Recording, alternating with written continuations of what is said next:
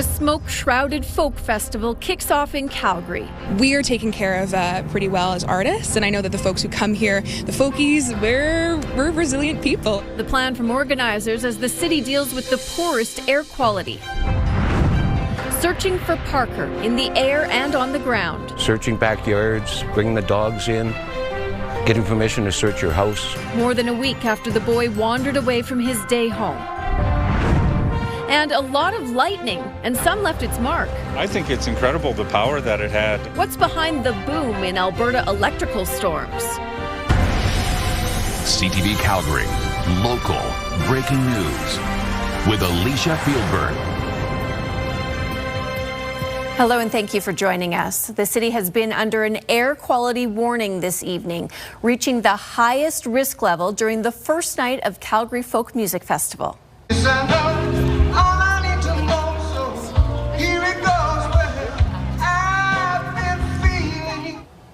Music lovers were enjoying the night, even though the air quality health index level was at a 9 when performers started at 6 p.m. and later increased to a 10 plus due to the smoke. Environment and Climate Change Canada posted a yellow warning, encouraging everyone to reconsider doing anything strenuous outside. 40 to 50,000 people attend Folk Fest every year, and organizers try to keep music fans at Princess Island Park safe from the elements, whether it's smoke, heat, or rainstorms. Moses Waldo has more. Oh, it's funny how when I ask the world to stop, it hungry ranges. Local musician Kate Stevens is making her 6th appearance at the Calgary Folk Music Festival, and the vocalist is preparing to give the crowd a show no matter what. We are taken care of pretty well as artists, and I know that the folks who come here, the folkies, we're resilient people. Performing in all sorts of conditions, from rain, extreme heat, and even some smoke, taking all precautions. I'm wearing a mask outside. I have a nebulizer as well that I'll be sure that I'm going to be puffing on. So it's just cool saline that keeps me hydrated and keeps my vocal folds hydrated. We can just swap it out. These festival goers are also prepared for anything that comes their way. I get here at 8:30 in the morning. I got my book, I got my chair, we've got the tarps, we know who's coming later to relieve. Weather has always been a constant issue for outdoor music festivals. Cooling stations will provide some relief from the heat expected this weekend. But wildfire smoke is becoming a new challenge to navigate. Wildfire smoke has become increasingly prevalent, particularly over the past 10 years. To tackle the problem, the festival has teamed up with the Alberta Capital Airshed, a not-for-profit that helps monitor air quality for municipalities and now music festivals. They've come up with a guideline and quick tips for outdoor festivals across Western Canada. We're starting to hear from a lot of people that it's a very helpful start. We're actually hoping to build it too with some sort of great best practices as we go forward.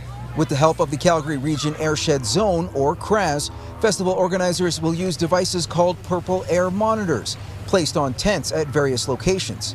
And through a website, organizers and the public can see minute-by-minute results. We want to make sure that the air quality is safe enough for not only the performers, not only the staff, but also the attendees. For Stevens, it gives her peace of mind, knowing all she has to do is rock the house. This is my Coachella, this is my Super Bowl, this is what I look forward to every single year. So smoke, rain, heat, mosquitoes, we're here no matter what. Moses Wildu, CTV News, Calgary.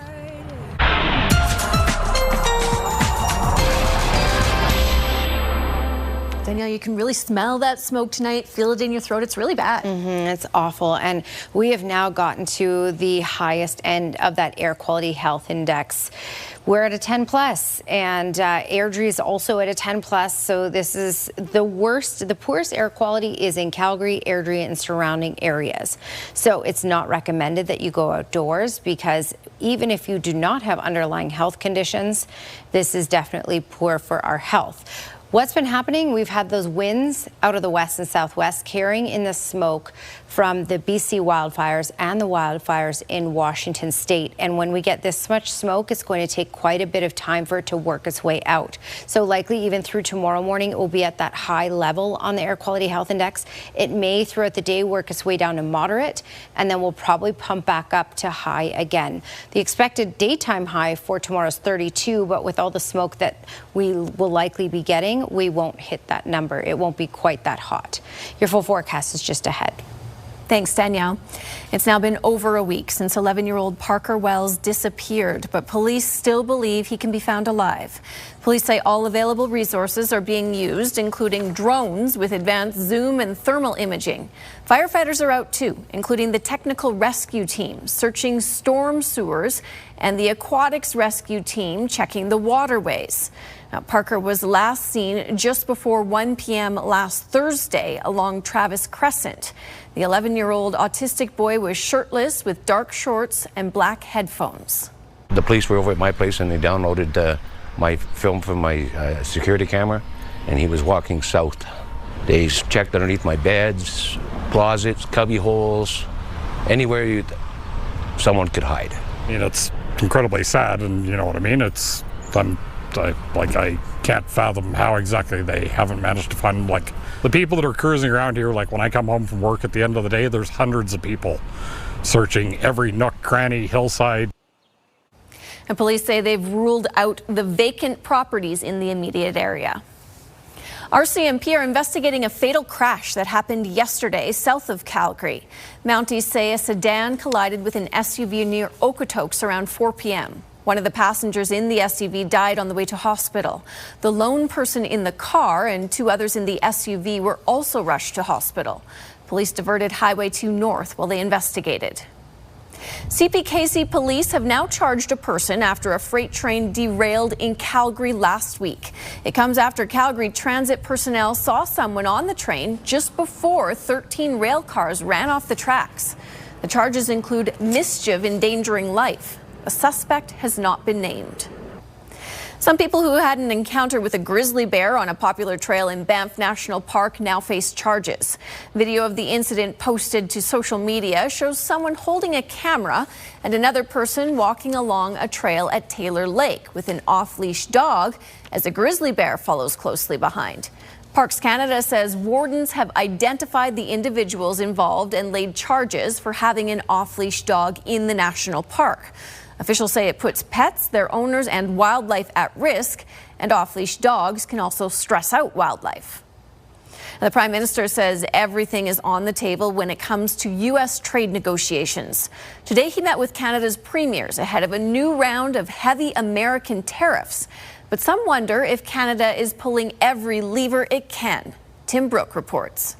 American tariffs have been focus number 1 in PEI this week, though there's differing opinions on how Canada should fight back. We are an energy powerhouse, and we could dismantle the U.S. if we wanted to. And we need to be frank with the Americans that they will not get the kind of access that they seek to what's in Canada if this is how the conduct's going to go.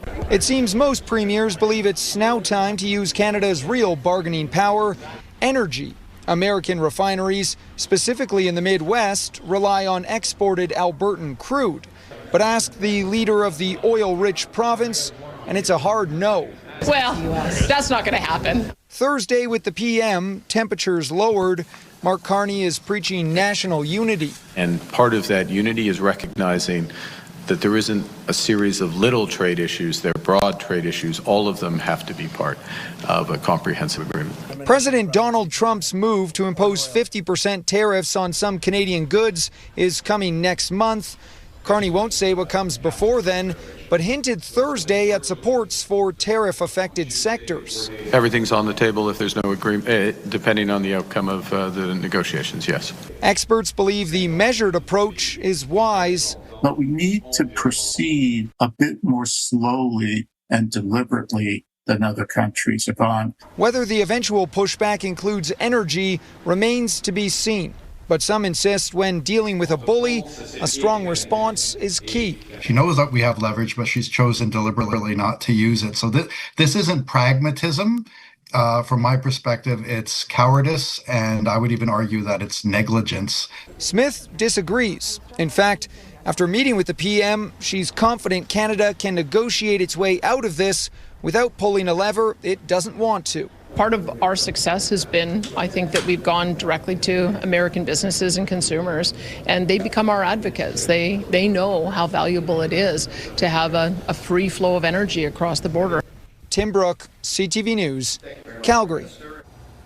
WestJet is giving passengers a chance to change or cancel their bookings ahead of a possible labor disruption. The airline says passengers can make a one-time change or cancellation without a fee on flights scheduled between July 30th and August 4th.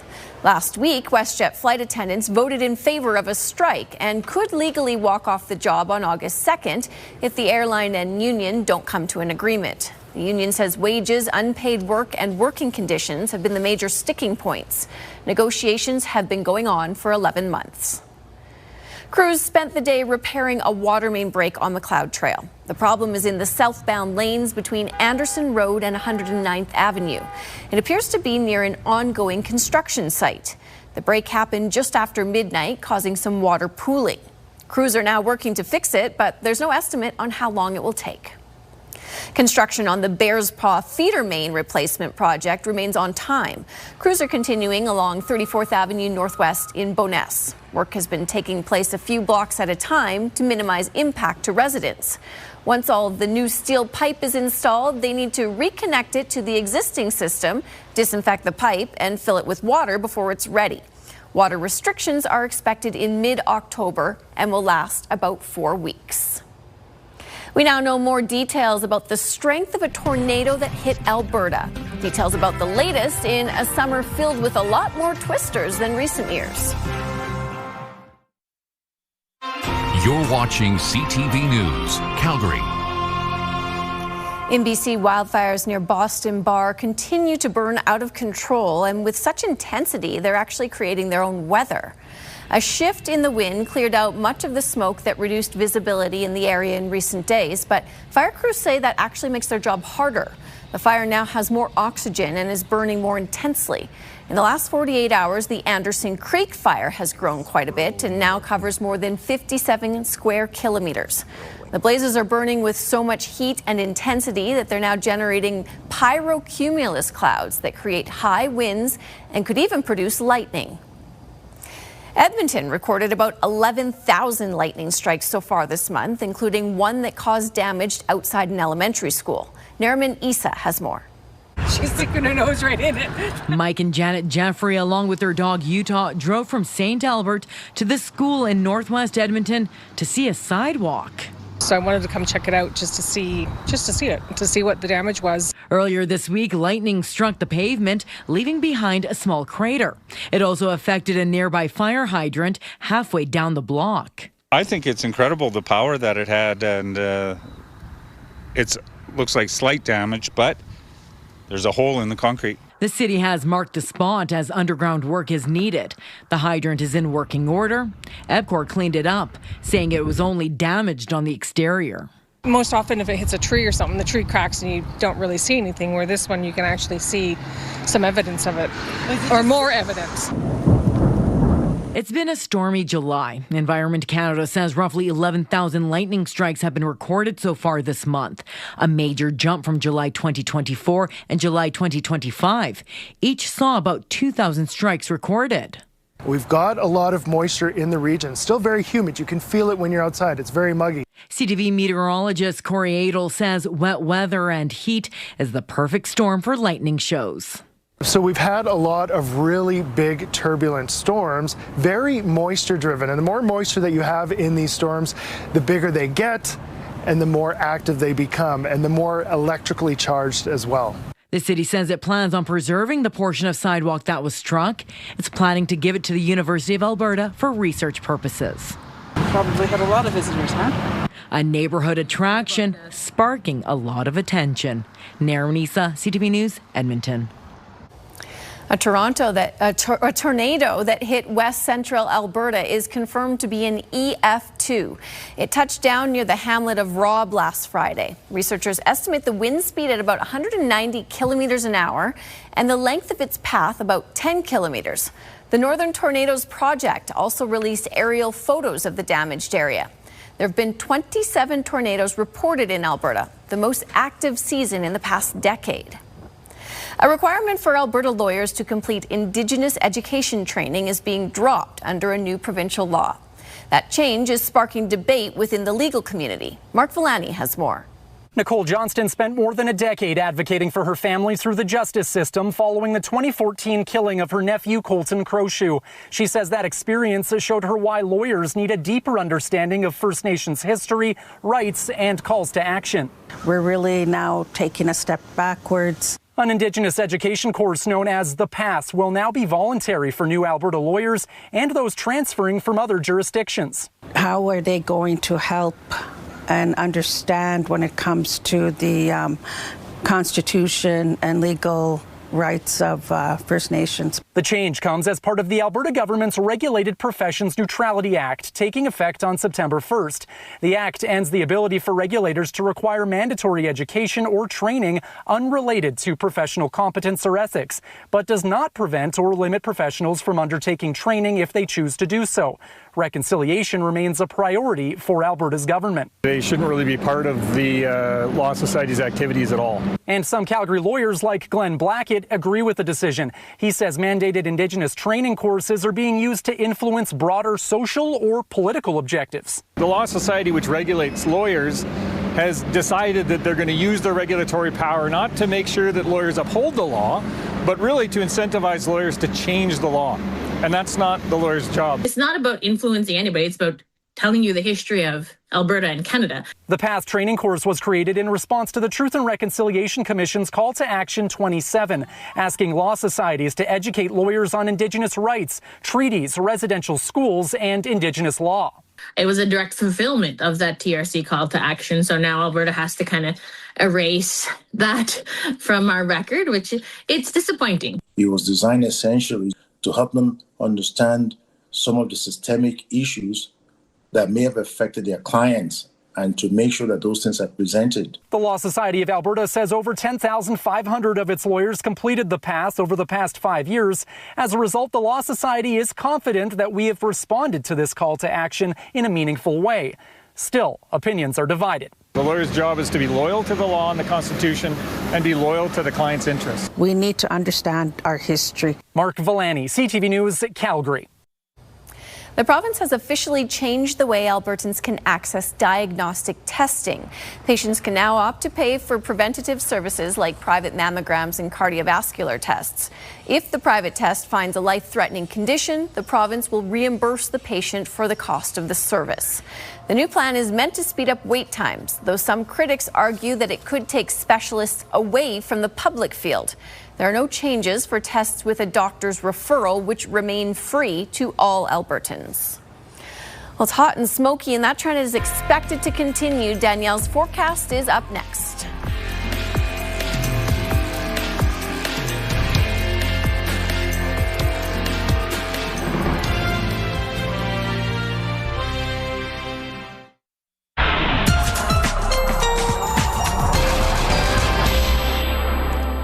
All right, before we talk about the heat, we're going to talk about the smoke, and the smoke is pretty awful.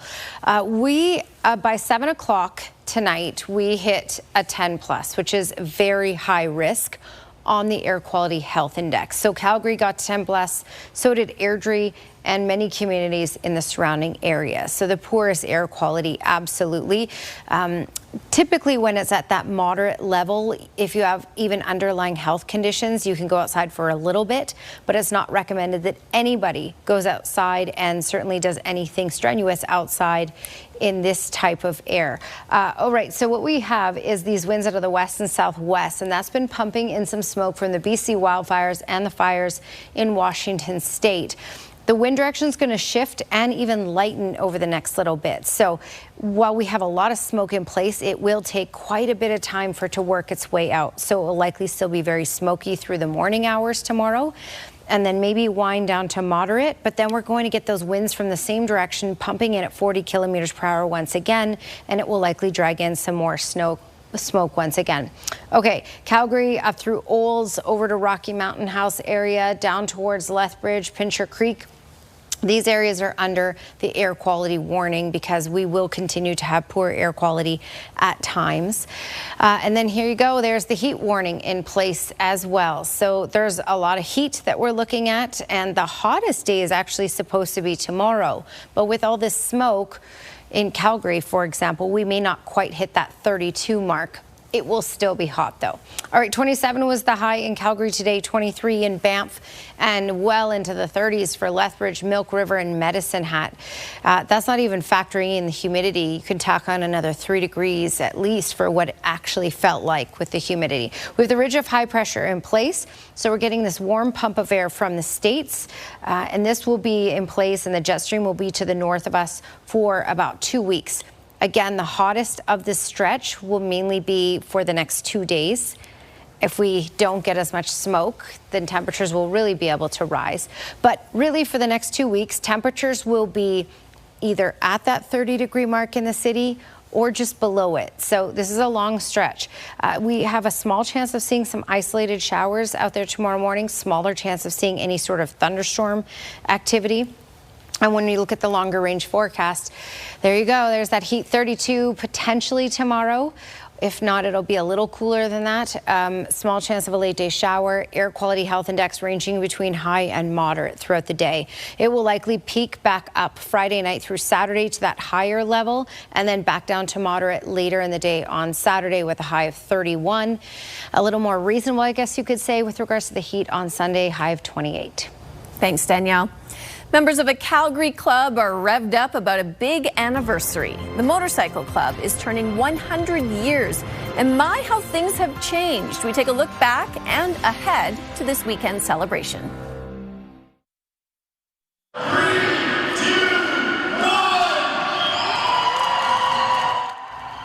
And the final whistle is blown on an attempt at the world's longest soccer game at K-Days in Edmonton. Organizers say the record to beat was 60 hours. This indoor game went on for 72. It was also a fundraiser for Alberta Dreams, which helps fulfill dreams for kids with severe illnesses. The Calgary Motorcycle Club is celebrating its 100th anniversary this weekend. It started in 1926 when there were few paved roads to ride on. Back then, there were typically only 2 motorcycle brands to choose from, Harley-Davidson and Indian. If you rode a motorbike in the early days, you were typically known as a rebel. The club worked to change that perception and is one of the few clubs that's run consecutively for a century. When you think about it, like the AMA this year is 100 years old. Route 66 in the U.S. is 100 years old. Millerville General Store is 100 years old. So there's a lot of 100-year-old things, but as a club, there's not many clubs that I can think of that have gone 100 years. On Sunday, there's a show and shine at the Doubletree Hilton on 16th Avenue Northeast, where anyone can check out the variety of motorcycles on display. Thanks for staying up late with us.